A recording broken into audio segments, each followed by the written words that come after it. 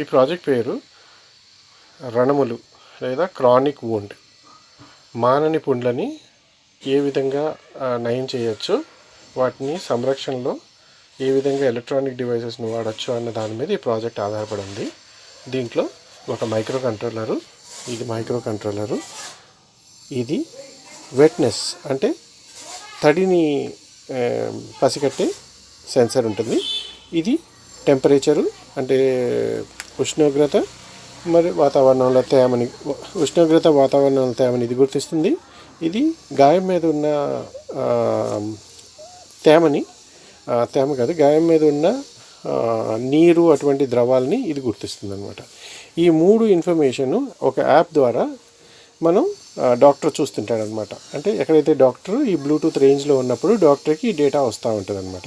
అది గమనించుకుంటే డాక్టర్ ఏమైనా ట్రీట్మెంట్లో ఏమైనా మోడిఫికేషన్స్ చేయాలా, ఏ విధమైన ట్రీట్మెంట్ చేస్తే గాయం మానుతుందా లేదా అన్న విషయం డాక్టర్కి తెలుస్తుంది. దానివల్ల కాల్ తీసేయకుండా వైద్యం చేయటం ఉపయోగపడుతుంది అనమాట. ముఖ్యంగా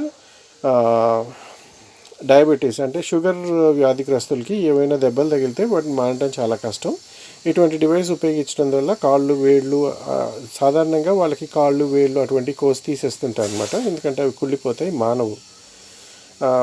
వాళ్ళ శరీరంలో మానే శక్తి లేకుండా పోతుంది అనమాట.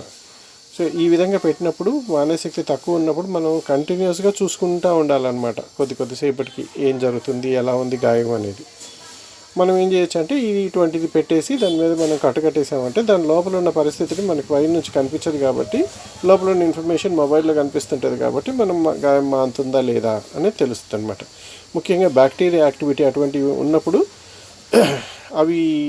వాటి యాక్టివిటీ ఎక్కువైనప్పుడు ఉష్ణోగ్రత పెరుగుద్ది అనమాట. ఆ ఉష్ణోగ్రత పెరిగితే లోపల ఏం జరుగుతుంది అనేది డాక్టర్ ఊహించి దానికి తగిన విధంగా వైద్య పరిష్కారం అందిస్తారనమాట.